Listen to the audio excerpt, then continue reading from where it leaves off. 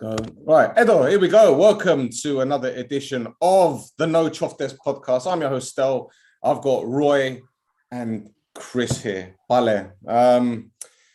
Gentlemen, I didn't want to start off the podcast in a miserable kind of way, so I'm going to try and be a little bit more upbeat. Roy, welcome. Chris, welcome. How you guys been? Oh, good. Yeah, it's okay, man. Not bad, not bad. Obviously, it could have been better. Last night's results hurt a little bit, but we have to move forward. We've got another game coming. Games are going to be coming thick and fast, and obviously, so we can't cry over last night's game. Obviously, there's things we have to see, but all in all, we have to look at the next day. This is it. And look, I'm wearing this t-shirt. Yeah, see that? So you know why I'm wearing that t-shirt? Because people seem to have forgotten already that we're the champions. Isn't it funny how, about 2-3 months ago, we're talking about titles and going on for number 22. People are saying that this team is shit, that the managers haven't got a clue. There are players that don't care, that they're down tools. Fuck sake. Well, let's talk. Chris, how are you, Rhea? Sorry, man. I'm going to ask you how you were. I'm good. I've been good. I was looking forward to the game yesterday. I was upset. I was angry. I was frustrated. It's the first game. We're not going to jump to conclusions like some fans do. We're going to get to it. We're going to get to what needs to change. All right. Well, let's talk about this this team. I don't want to talk about the team lineup because my earpiece is falling. I see everything's just going wrong. We know what the lineup was. Roy, you and I spoke earlier on, and we were discussing the central defensive pairing. Hubichan came in with Lang. I too was surprised that Lang started this game, especially after the past few weeks that he's had. Again, we touched on this earlier, but he had the Euros, he had a short break, then he had pre-season, then he had game after game, then he had the internationals, and here he is back in the team after numerous mistakes against Antwerp.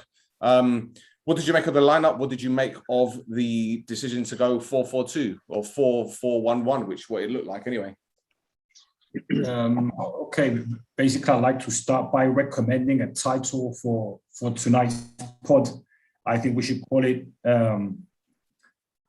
"Don't Make the Same Mistakes Again, Guys." And it's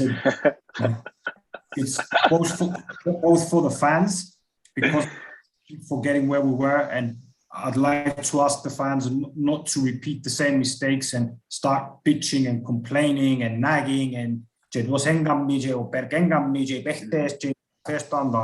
yes, it's never pleasant when we lose, but we have to back the team. We have to back the players we've got now. We have to stand behind the team and the players who made us proud the last couple of years. Obviously, we can be critical of some of the things they're doing, but also it goes out to the players. We shouldn't repeat the same mistakes again.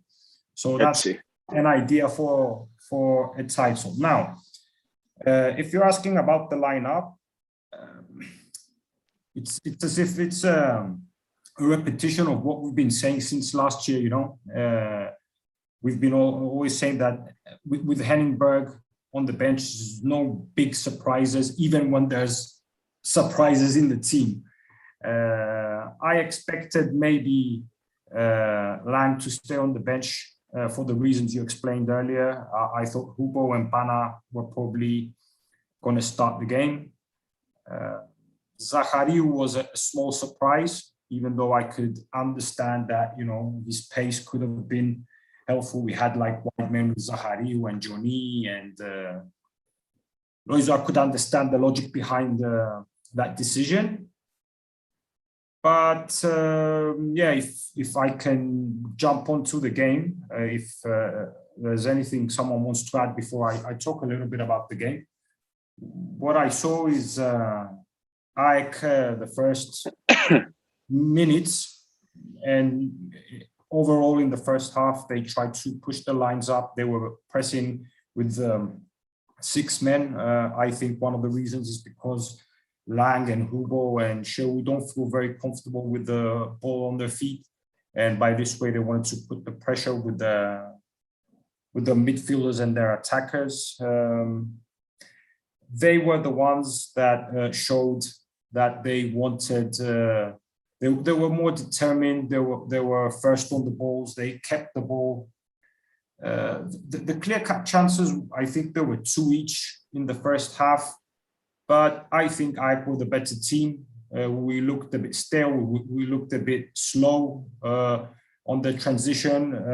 Jordi had to track back to help the defense. Bashiru wasn't as good as he was in the second half. A lot of movement with or without the ball. When the backline were holding the ball, they seemed like they didn't know what to do with it. And all in all, the first half was a bit disappointing. And when we were exchanging messages, I said that if we concede a goal first, I don't see how we can score 2 to win the game. Then the second half, we seemed to want to change a little bit and attack, be a bit more assertive, a bit more aggressive. The penalty, which was unnecessary, changed our plans. And then obviously the second goal, which was again very cheap, very cheap goal. Obviously Matt's placement, his header and all of that, I don't want to take anything away from Matt's finish, but for players the caliber and the experience of Hugo, they should have done better. Sheu should have done better. They crossed the ball easy. Matt, with 2 central defenders, just got the header the way he wanted, 2-0. And after that, okay, we got some pulse. We felt the fire on our asses, and we tried. We put on Babu and Gaguli, and we tried to become a bit faster, move the ball a bit faster. We got the goal. Babu Lee missed a chance that could have made it 2-0, but all in all, I think AEK deserved to win. And we should try and address the mistakes, try and better our performance by a lot. But because there's a game on Thursday in Europe, I don't want to be too critical. I want to back the team up, back the manager up, and see. There's obviously a lot of things I can say, and I've been talking for the past 2-3 minutes. I'll give you guys the opportunity to say what you want to say. But yeah, this is just my first impression, like a general first impression. Chris, you were stressed yesterday, man.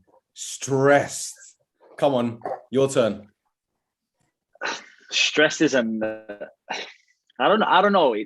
There's 2 teams that I love, United and Omonoia. I look forward to watching my football teams. As every football fan, I'm a chassis, but you're going to be upset. So Roy covered a lot of the things. I'm going to say for the lineup, I understand why Zaharia would start, but I would go with Babu as a number 10 and maybe start Gagu, because Gagu's on very impressive form. In regards to AEK, they did deserve to win. The second goal was very easy. Also Matt's experience to put it in the back net. But again, it's the first game. We're back in the team. We're back in the manager. The only thing I would say that upset me is why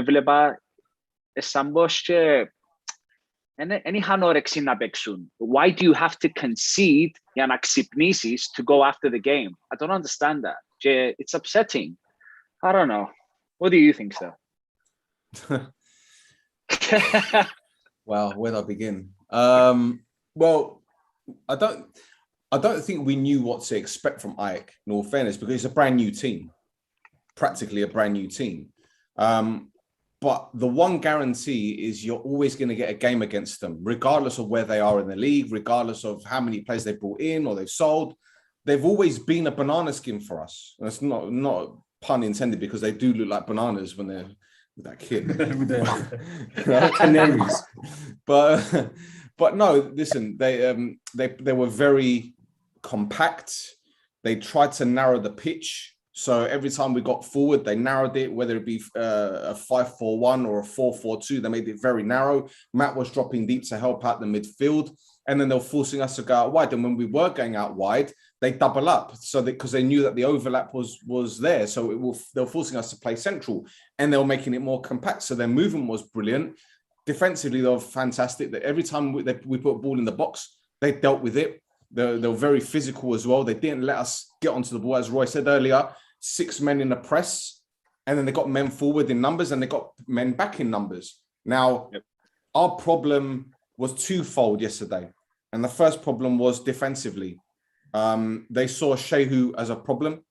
They identified Shehu as a problem. They put the ball into the channels most of the time. In fact, here's where I'm going to start pissing off people, and I'm going to bring up some videos that I've found myself, or like I would say made myself, but I spotted myself.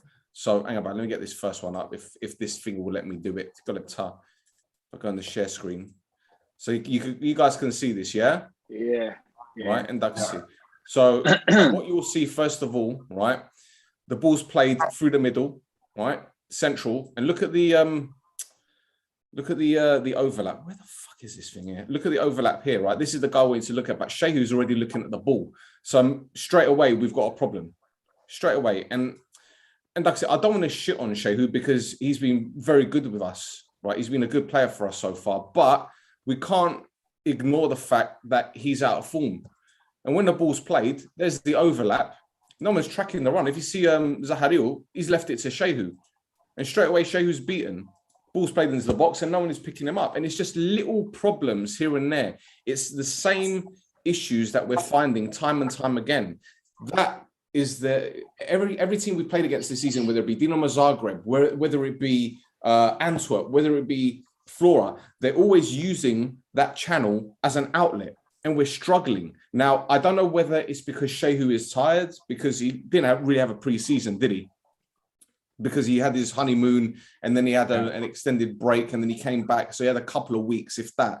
So it's not as if he was playing that intense way. And he gets thrown into the deep end, playing week in, week out, again in European games. And then he goes, fucks off an international due, and he comes back first game and he's up against these guys that are just animals.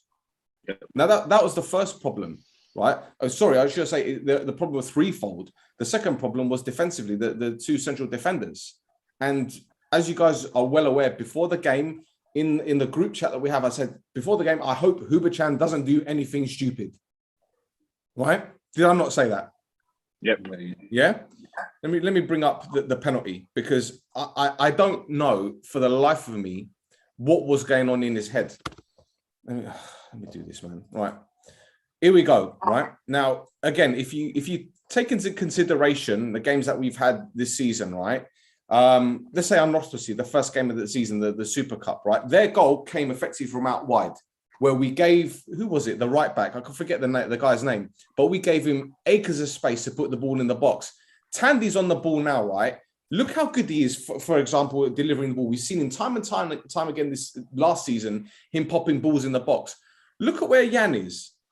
Right, Jan is pointing to the nearest guy. Who's the guy on the left hand side yesterday? It was Johnny's. Yeah, he's telling Johnny's cover, find the man, but nothing's happening. So Sim Tandy's got all the time in the world to measure it up, and he's popped it in the box. Now look at where Huberchan is now. Look at his body shape. He's too busy looking at the ball. He's not looking at the man. Right now, for me, I could turn around and say to Huberchan, right, this is on you because you made that ridiculous challenge. But then I can look at Bashiru, who's standing right here on his own. He can mop this up. He could just say, leave it. It's all mine. Because if you look, you've got a man covered here, which I think is Triskovsky, and you've got Derbyshire marked here. But what happens? Huber comes in. Why are you making that challenge? Does anyone know why he's making that challenge? You got a 36-year-old, 35-year-old defender that's won everything there is to win practically, club level, and he's putting in a challenge like this. How many times have you guys seen this challenge? Because I've seen it 6 or 7 times, and I still cannot understand, A, how Tandy's been given the time to put the ball in the box, and B, what's he doing? I'll tell you what, just to be anal, look at Huberchan's positioning now, right? His back is facing the forward, right? So he's got to turn and then try and win the ball. First, he's gone with his left, then he changes his mind to go with the right, and it's too late. He's conceded a penalty. Sloppy. And it's these little things, man. It's beggars belief. It's beggars belief. Honestly, I don't understand it, man. Like I said, I don't want to shit on these players, right?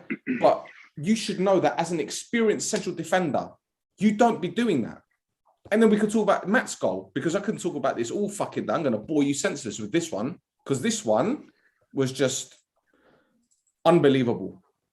you know, we spoke about Shehu earlier. Obviously, he was the weak link in their eyes anyway, you know, because that's what seems to be happening. Here he is head off, right?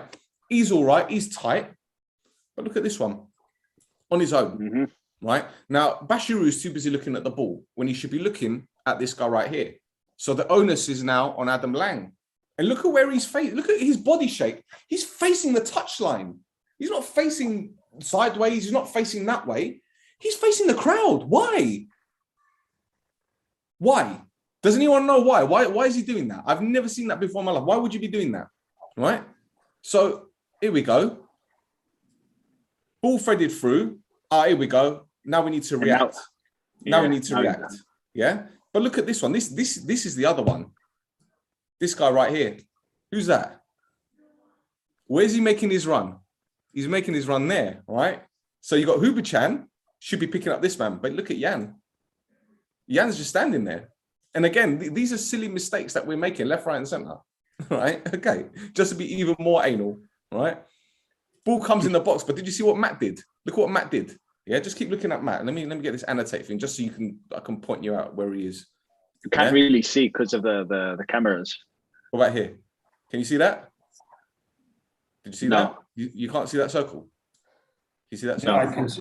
You can see the circle. Yeah. Okay. All right. Okay. Where is it now? Okay. But what I want you to do, I want you to see. Can you see where my mouse is then at least? You see the mouse? Yeah. Right. So just watch Matt. Right. Just keep watching him the whole time. Yeah. Look at his run. Look what he does. He runs in. Then he checks his run. He stops. Yep. Then he goes backwards. And by that time, he's got 5 yards gap. Hubachan, in the meantime, is right here. Let's look at him from the beginning, right? He's standing there the whole time. In fact, what he does, he looks at Matt, runs inside the 6-yard box, then realizes, fuck, the ball's going to go outwards towards the penalty spot. And by that time, it's too late. Matt's got the whole time, and that's it. And that's the second problem that we had. All right. But it's a continuous problem. It's a problem that's been happening all season. As you guys saw from the video I did the other day, the analysis, these are problems that are happening all the time. Ball out wide on our right-hand side, pop it in the box. We can't deal with it. We can't head it away. Now, the third problem, and I'm going to make this one very quick, we aren't quick enough on the ball. Only Yordi and Bashiru yesterday were taking one touch and pass. Everyone else, hold on to the ball, hold on to the ball, hold on to the ball. You can't do that. Give and go. It's a simple saying, give and go. You run into the spaces because you break the lines. And that way, when everyone's trying to track back, you're already ahead of them. But what we were doing, we're holding on to the ball for too long and letting the defenders get back, letting the midfielders get back. And then we're having to break the lines again, which we can't do because we're not moving the ball quick enough. It's a double-edged sword. Anyway, I'm done with what I have to say with that one. Overall, we didn't deserve to get anything out of this game. The goal that we scored was practically what we should have been doing the whole time, give and go. And we need to buck up our ideas. These players need to buck up their ideas because these mistakes that they're making, if I can see it, Roy can see it, Chris can see it, everyone watching can see it. What are the professionals that are studying Omonoia week in, week out, every game? What are they seeing? Because they're seeing more than us. Sorry, I'm done. I'm done. I've dominated this conversation, but I'm done. Yeah, but Sorry. Okay. You said what I think we all saw and what we believe. We have to step up. We can find excuses, but at this level, you know, and when you're competing week in, week out, you want all the titles, you want to progress. Roy, where's the leadership? There's no leadership. Who's organising? That's what I was going to say. Who's organising? Because we've had a conversation earlier, and we're not going to discuss this, what actually went on, right? But we know that there's no leadership. We know that you look at that back line, there is no one talking. No one. No one talking. I don't see, listen, I love Fabi, we love Fabi, right? And, you know, no one is exempt from criticism, right? But if he's not communicating, then you want your central defender or one central defender or two central defenders, someone there. And I'm looking at Lang. He's not strong enough. Be brave, man. How can you be facing the fans when someone's going to cross the ball in the box? Huh? You're an experienced central defender. Played at the Euros. Huberchan has won the Europa League. How can you not be? That doesn't necessarily make you a leader. Experience. No, it doesn't. But what I'm saying is, yeah, you know what it takes because you've played at that level, right? No disrespect, it's the brodathli, my man. I'm not trying to shit on the level, but you're talking about a domestic league, you know, compared to you're playing. Who did Hungary play in the other week in the international break? Yeah, they played England. Yeah, I know Lang didn't play. They played England, didn't they? They played England. I can't remember. But you know, you're with your teammates, yeah. And I'm sure you're sitting there watching the videos with your head coach and saying, "Oh, Harry Kane, Raheem Sterling, Sancho, whoever. This is how you do it." And you got to bring that back to domestic level and look at Matt Derbyshire. You played against Matt. You played with Matt. I'm sorry, man. You should know how to defend Matt. You should know players like that. It's your job. And I don't know the word to describe it, but La Libi, Kadi Libi. It's like I don't know what to say anymore. What do you think, Roy? Look, Roy, if Gusul was you talked to me about Gusul. We spoke about Gusul earlier, yeah? Right? He's a leader. Yep. But you know, he's not going to be a central defender. We know this. So we need someone in the middle. Yeah. Okay. It's easy to say that with Michael leaving this summer, we might have lost that person that we're trying to describe. Okay. Maybe some people underestimated Michael's contribution the last couple of years. Maybe they thought it was just financial. Maybe they thought that they could have brought someone else with similar characteristics to Michael. I mean, the height, the heading, the speed, the experience, I don't know what. But what we're seeing this year, because a sample of 8 games where we lost 5 and we drew 1 with Anorthosis and we won 2. We kept a clean sheet once.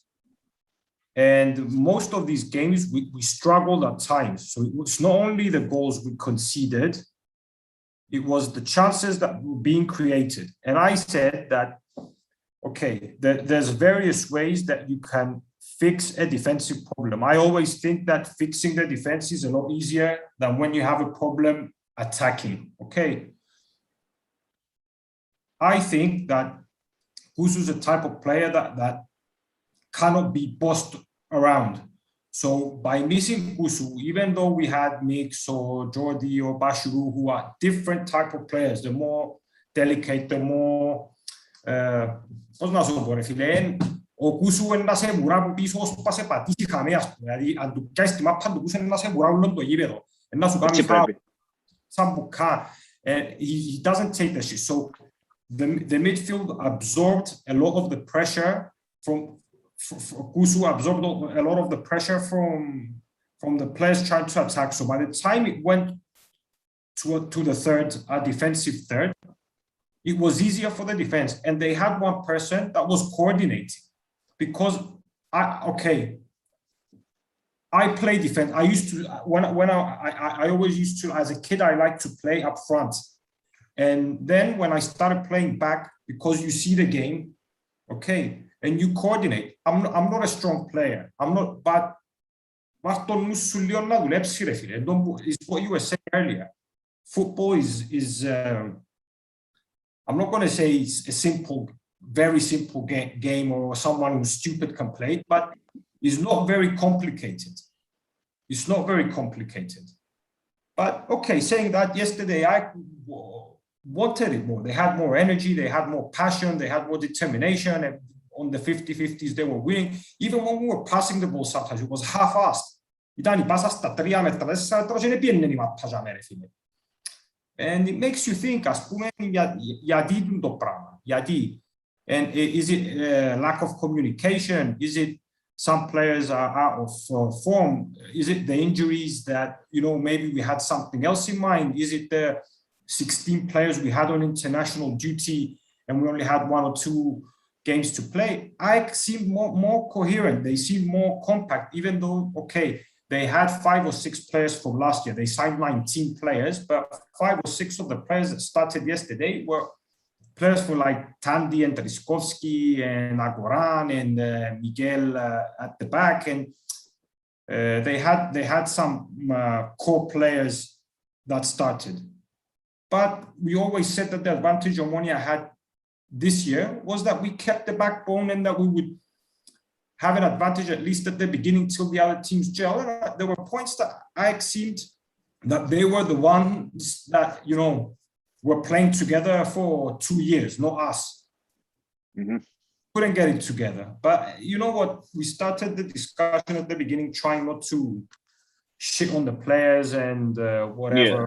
Listen, I completely agree with you there. 100%. You know, I think this is the first time that we've done a podcast where I agree with practically everything that you said. Everything. It's weird. It's fucking weird. Like, am I becoming you? I don't know, man. I don't know. But listen, let me see how I lost my hair. No. You're all right in that respect. Wouldn't wish that on anyone. Wouldn't wish that on anyone. But listen, this sequence is something that when I saw it, I was like, is this for real? Did I just see this? But again, look at this guy who's going to pump the ball long, right? Who's on the ball now, right? And now what I want you guys to do, okay, where is it? This is Lang. And this is Shehu, right? Just for people that are watching right now. Fucking hell, I can't believe this one, right? So, yeah. Sorry to interrupt you. There's this thing with the cameras, with our faces. So when you're pointing and drawing with your mouse, it's done. We can't see. We can't see. You need to move you can't the see cameras. me. What can you see? I can't see. For example, can you see this? You minimized our faces onto the side of the screen. Yeah. Drag it. Roy, drag it. So I have to drag it. I just did it now and I can see where Stel is showing. I just dragged the cameras to the... Sorry. I should have... 1 second, please. Go sit down. Go on. We've got a pitch invader here. I'll give you pudding in a minute. Here, get my face. I will push you down the stairs. Go sit down and watch Netflix. She's taking a fucking piss now. Yeah. Anyway, so where was I? Yeah. So you got your 2 central defenders here, right? Okay. Can you see that, Roy? Yep. Yeah. Right. Now watch this one. You're gonna love this one. Right. Bang over the top. Right. Shehu is backtracking, but watch what happens. Look at this. Look how he deals with it. Look how he deals with it. Look how he deals with it, bruv. Look. Naive. Very naive. Right. You know what they say, right? They always say, never let the ball bounce. Right? If the ball's coming from the air, you never let it bounce because you don't know where that bounce is going.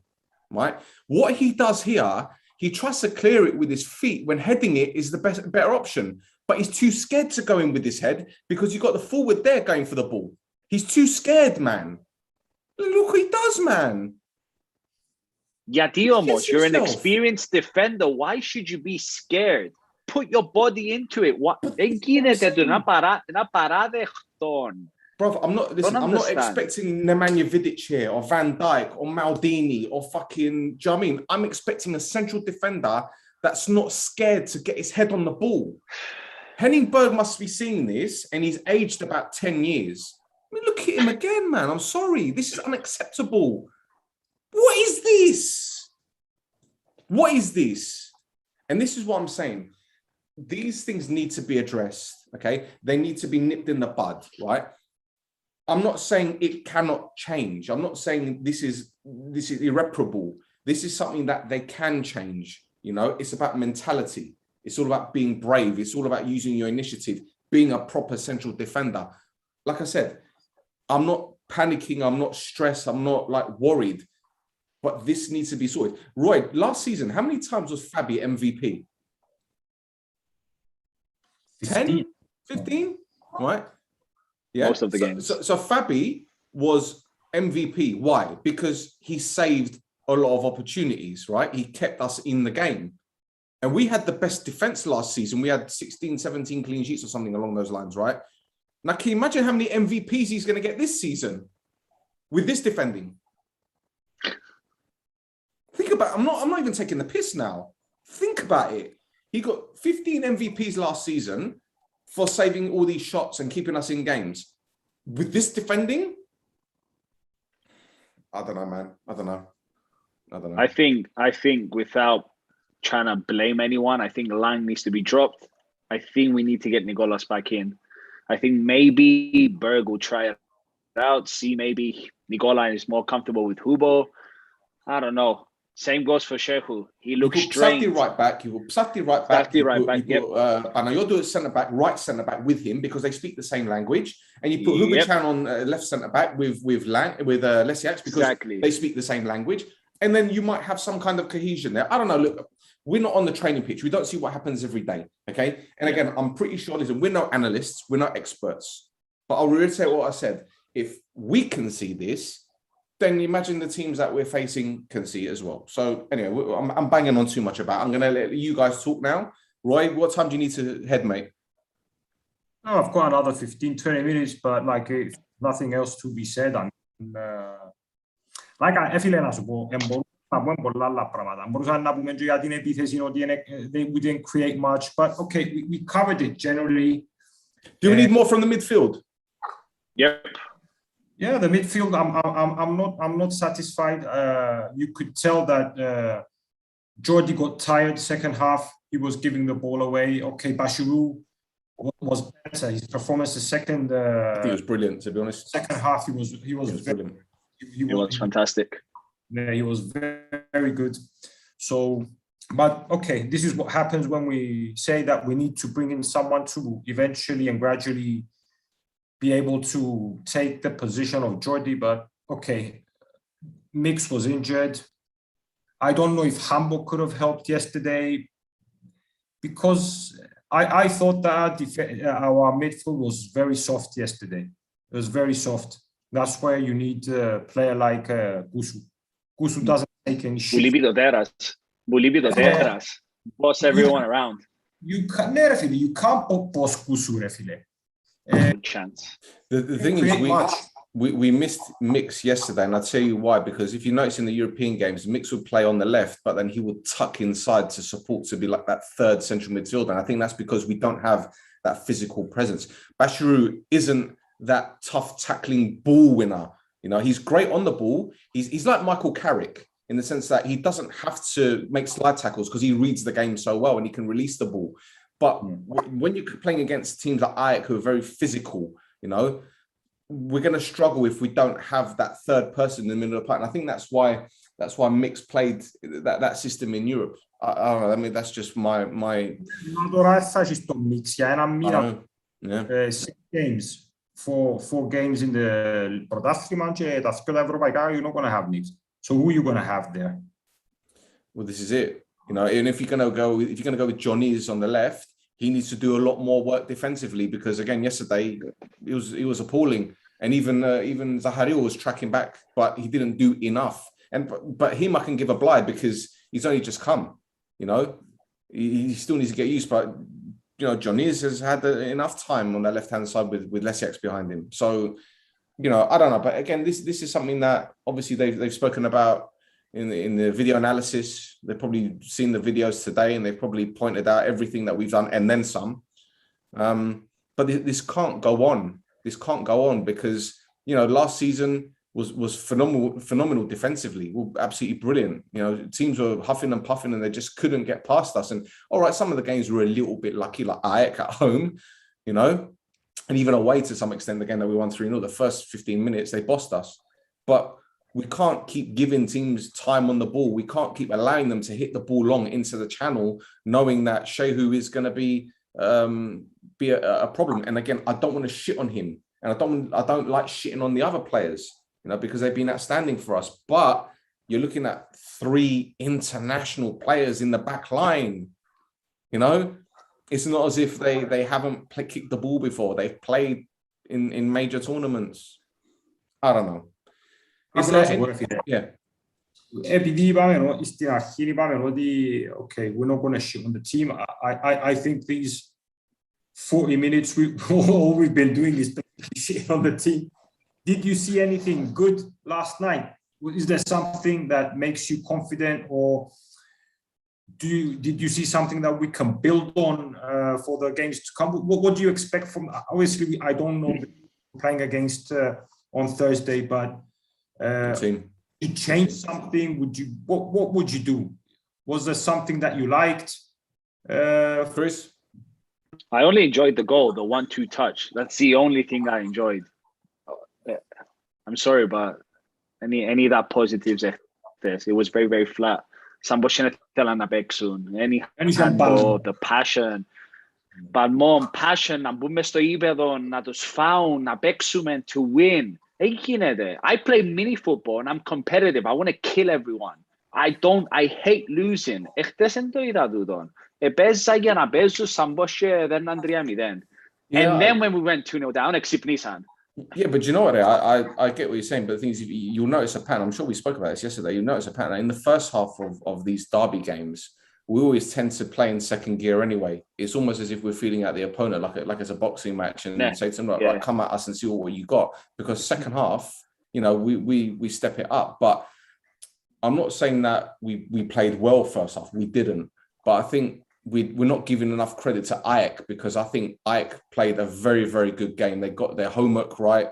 They worked very, very hard. As I said, on and off the ball, they were brilliant, getting forward in numbers, getting back in numbers, forcing us to make mistakes. And listen, they were frustrating us as well. Matt was dropping deep, winning free kicks. The goalkeeper wasn't taking goal kicks. I don't know what the fuck that was about. The centre-back was taking their goal kicks for him, wasting time and all that. So these are little things, but we're going to get this more frequently. And we need to understand that the level of quality has improved already, this summer. As you've seen, Anorthosis lost 2-0 to Doxa. Anorthosis, people were talking about, Amevarda's come, he stopped sending sex messages to girls and he's going to focus on Anorthosis. And what happened is they lose. That's Roy's favourite player. Yeah. Warda. Warda is a really good player, man. No, he is. But, did you see him yesterday in his defending? Brilliant player, but it's nothing. It's just what I said earlier about having a leader in you can be a very good player, but it doesn't make you a leader. A leader has to have it naturally, has to talk, communicate, has to advise, has to have. Φίλε, εμπάνασε 35 χρονών, ρε φίλε. Εσύ τώρα στη δουλειά που κάνεις, ας πω, είσαι 27 και είμαι 41. Αν έρθω να κάνω εγώ η δουλειά σου, εσύ ξέρεις καλύτερα, you're the leader. Μου εμένα. Εν το ίδιο να μου πεις τώρα μπορώ να κάνω την ίδια δουλειά, αλλά ο ηγέτης είναι χαρακτήρας, δεν έχει να κάνει σχέση με το πόσα χρόνια παίζεις. It's the ability to control and manage and communicate with the people around you. Age gives you experience and helps you understand. But if you're not a leader and you're a follower and you need someone to talk to you, everyone has this guy at work where if he's a good guy, he tries, but if you don't tell him what to do, he doesn't know what to do. Look, I've got some comments here. One says it's pure panic defending. Andreas says no little, no party. Panayoti says you have to make big changes in our defense. Andreas says Kusula the machine, when he comes back, we'll see a different attitude. Andrea also says, Andrea V, says only Babuli can carry the ball forward. And Dasso says, I can't understand why we said no to Matt and kept Duris. I just can't. The thing is with this one is that we know, we saw the reports in the papers or online that Larku said that, or someone said that Duris can go or something like that. There was rumors that Duris can leave. I think it was, I can't remember, it was Sport 24 or something, 24 Sport, I can't remember. So if Omonoia is saying that Duris can leave, then I'm sure they would have told him that in the summer. So it's not about keeping Duris and not signing Matt. It's the fact that the administration, whoever it was, didn't get things right. Am I misinterpreting the point here? No, it's Galabula. Okay, but I don't know if they changed their opinion or their mind months later. I don't know what it is, but it's not also my job to. Well, look, Roy, going back to your question, about the positives, right? Yeah. I think there are some positives to come out of this game. In all fairness, I'm not even going to joke about this one. I think the goal that we scored shows that we have got the ability to carve teams apart. That we can play this wonderful style of attacking football, which we needed to do, and breaking the lines. I think, as I said, Bashiru and Yordi, their one-touch pass, which was vital to keep the ball moving. I think when Psafti came on, he gave us something, that extra dimension on the right-hand side with his overlapping. I think he does that better than Shehu, in all fairness. And that puts less pressure on Yang, because Yang does it all the time. And it's almost as if, you know, teams have predicted that. But if we've got another outlay, an outlet, should I say, on the right-hand side, we've got that. I think, as you mentioned, Chris, earlier, Guggle's form has been brilliant. And, you know, Shepa hasn't been fully fit. You know, he probably shouldn't have started yesterday. And he looked like tired the first 20 minutes, blowing out of his arse. But again, Guggle's form, Guggle's got that exuberance, youthful exuberance. I think Foddy has had a good start to the season. He needs to start. Well, to be honest, boys, I think we're going to go free at the back on Thursday. I can see it happening. Yeah, I think because of the problems that we've had defensively, I think we're going to go free at the back. And with the Kairats, I don't know how you pronounce them. They've got a good front line. They've got quite a few Portuguese players, Brazilian in Wagner Love as well, who's I know he's 37, but he can still get goals. So they're a dangerous team. They're a dangerous team. So you're going to play Jan and Psafti right wing backs? Yes. Who are you going to play in the middle? I'd go Panayodu. I'd go Yuste, and I'd go Hubachan. I wouldn't play Lang. I wouldn't play him. And that's not a disrespect. I'm not shitting on him. I'm just saying that he needs a break. He needs a break. And his confidence is already down there. And I know putting him to the bench is not going to help, but you don't want him fucking up again. So, yeah, I don't know. But I'm not stressing. This is the thing. I'm not stressing. I'm not saying, oh, it's the end of the world. All right. And actually, our form hasn't been great, but other teams, it's great to have this bad patch now than later on in the season. Do you know what I mean? Yeah. I don't know. I'm always stressing. Bella night is a BS. I had tried to sleep. I had anxiety. My heart was racing. I couldn't sleep. I was thinking about the match. I was thinking about Matt scored against us, and it broke my heart because he's my favorite player, and I'm so disappointed that he scored against us. Anyway. He's a professional, man. He's a professional. Like he's got to do his job. I saw the interview after the game, and you know he said how much he loved Omonoia, but he's an AEK player now, and he's focused on them, and I wouldn't expect anything else from him. And you know he scored, and if it was anyone else like Tyskovsky, I was like, you fucking cunt. But it's mad, like, it's like you scored, and I'm like, oh, do I get angry? I was confused. I was like Adam and Eve on Mother's Day, you know. But yeah. Right, let's wrap up, boys. It's been an emotional show. I've kind of spoken a bit too much. Talked, whatever. But feel like you guys go Instagram, Instagram, promote all your shit, all that kind of stuff. Roy No Choftes on Instagram, DJSTS Michael at Chastel for my boys. Follow on Instagram, subscribe on the OLB channel on YouTube. Show some love, show some respect. We're close to 1,000 subscribers, and hit that like button. It helps us. Like this video. Tell your NOUNA if you're a Christian and you have a NOUNA. If you're not, tell another relative. And I'd like to finish off the show. You know, we heard some nice news today from a friend of ours. We obviously knew from before, but they're expecting a girl. I'm talking about Michael Luftner. Send him a message, and I want to tell him as well from the pod, because I know he watches us. Congratulations, brother. I hope you have a healthy baby, and you're going to be great parents. And we're here for you, and we're happy for you and your missus. And it was nice chatting as well. There we go. All's well that ends well. See, we started happy, we finished happy. That's how it goes. That's it. Lovely. Right, so that's it, Gobella. Oh, well, on to the next game, as they say. You know, we've overcome many obstacles in the past. Last season was a big test, especially with the bad run of form and the 5 games without a goal. But listen, the season has just kicked off, and there's many, many games to go. As they say, it's a marathon, not a fucking sprint. There you go. So until next time, Gobella, Roy.